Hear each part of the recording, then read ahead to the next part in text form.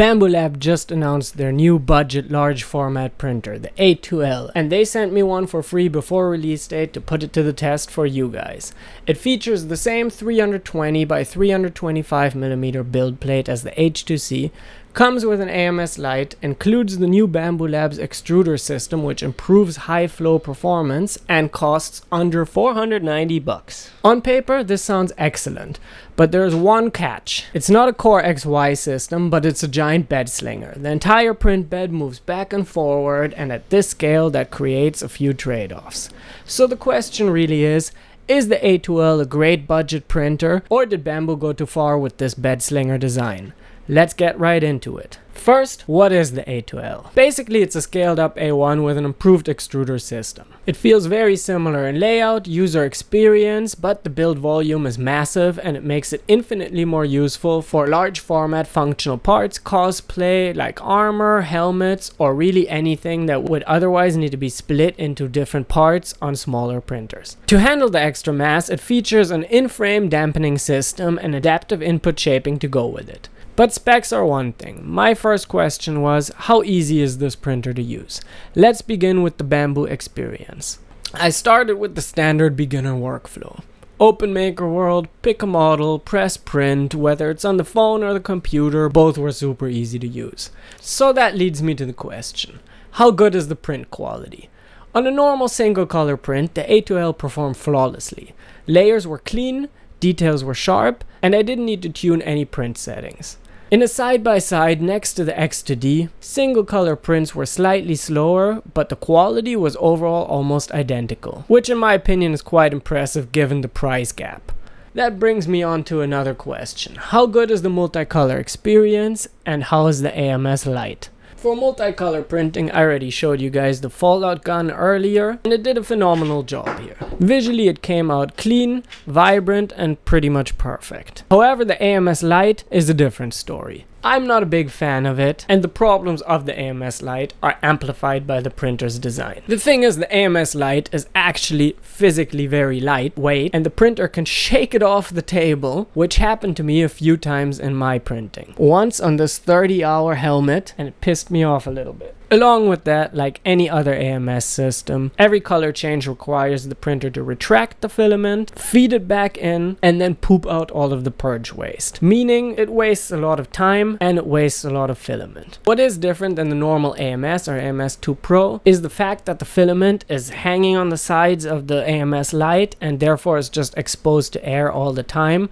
and will not keep your filament dry. In fact, after 2-3 days you'll probably have to put it in some filament dryer. But nonetheless, at this price point, the print quality is great, and in my opinion, all of these downsides are quite acceptable. And on a good note, compared to the old A1 systems, you always have an option of just plugging in the normal AMS right into the printer. Next, let's get into some larger prints. For this, I first swapped one of my older A1 mini nozzles, a 0.6mm nozzle, into the printer, and it works perfectly. One of the first larger prints was, as I mentioned earlier, this giant stormtrooper helmet, and I also did a second stormtrooper helmet, the one behind me, and both of these took 50 hours together, and they basically had no problems except for once the AMS light falling off the table. Next, I printed this giant mushroom, which I'm giving to my friend for his food truck. They hang it around the food truck and people really like them. And at this point I haven't had any real issues with the printer, so I decided, you know what, I'm going to do a fun little project and enjoy myself.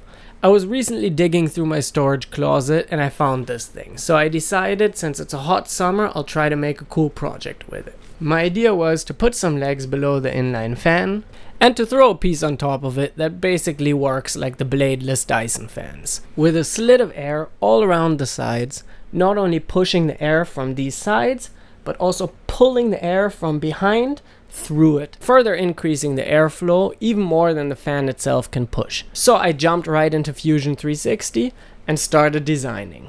And after a couple of hours I had this result.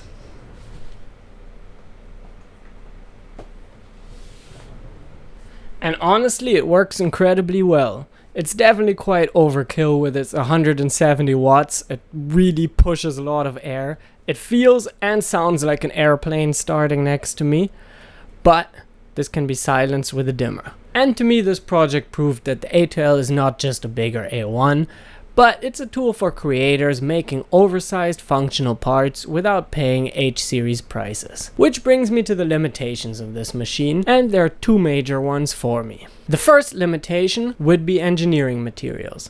The A2 has an open frame design and its heat bed is limited to 80 degrees Celsius. For PLA and PETG, that's perfectly fine, but I would absolutely not print any ABS, ASA, nylon, PC or other engineering materials on it. The lack of enclosure and lower bed temperatures means warping would be a constant battle. And limitation number 2, which is for me the major limiting factor, which is space, noise and vibrations. The biggest upside from the Bambu Lab's A2L is also its biggest downside. Basically, it's huge, and it really does take up a lot of space. The bed moves very quickly, and moving so much mass at once causes great vibrations. The printer itself isn't insanely loud, but it will definitely shake things off of your table. For me, it shook my camera, drinks, and other things off my table, so it wasn't a very pleasant experience having this on the table next to me. And basically, this is the trade-off for the price. You do not get a Core XY machine, which is very stable and has a little bit lower noise. Which brings me to the verdict. Who is this printer for? The A2L is a fantastic fit for most budget-oriented people or beginners who already know they need a big printer. Cosplay helmets, armor, large props and decoration, household items, or even just a Dyson-style fan. These are all projects perfectly fit for this device, but there are a few people I wouldn't recommend the A2L to. Those are people looking for a super quiet printer or a printer that needs engineering filament. For this, I recommend saving up for something like the H series of Bambu printers. And that's it.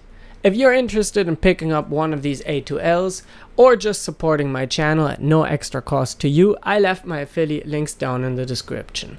And if you have any opinions or questions about the printer, I would also like to hear them.